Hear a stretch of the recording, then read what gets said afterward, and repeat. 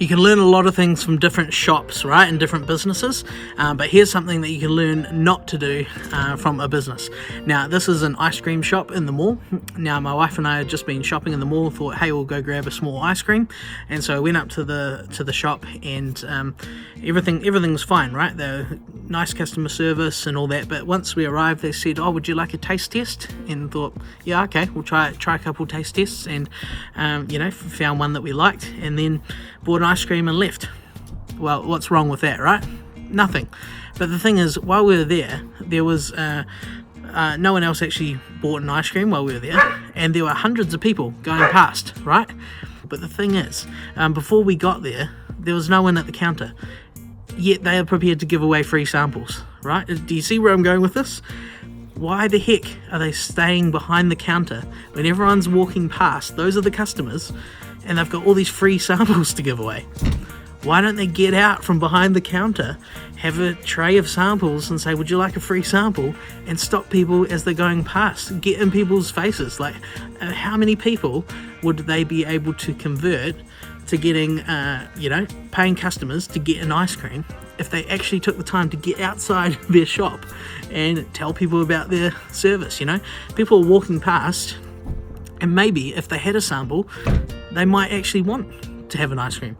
Now, they may not, but the chances of someone wanting to have one after a free trial will go up dramatically compared to if no one offered them a free sample. So the lesson here is basically like, you need to make sure that in your teaching business, there is a portion of time, there is a portion of money in your budget. I don't care if you only earn, $200 a week.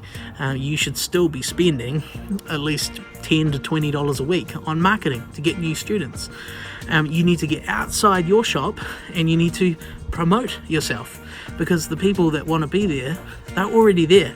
And you can inspire them to, sign up friends, and that's definitely a strategy we use, but you need to actually get outside and do the things that are going to bring people in, because in principle, there's hundreds and thousands of people out there walking past, not even thinking about you, who may be interested.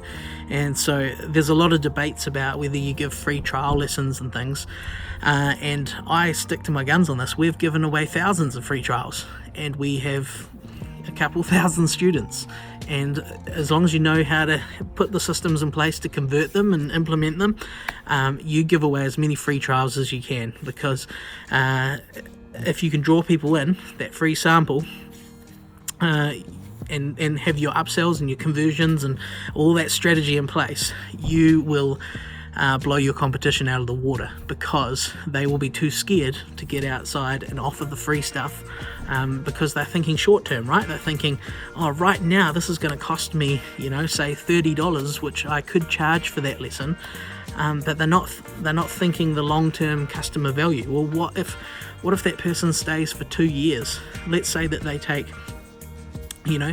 40 lessons across a year, $30, that's $1,200. They stay for 2 years, that's $2,400. And you're not prepared to give away $30. It's not even $30, it's half an hour of your time to risk potentially getting $2,400. I thought that was a really cool lesson from just a little ice cream shop in the mall, and I didn't bother telling them that, because it was a couple teenagers and I'm on holiday. I'm not there to be their business consultant. But if I owned that ice cream shop, I would have, there was 2 girls there. I would have one behind the counter serving ice creams. I would have the other one, 6 feet out, giving out samples, and then working as a team. And if it got too busy, she goes back behind, starts helping serve. But you need to be drawing people in. So there we go. Let me know if that was helpful at all. It was definitely a good reminder for me.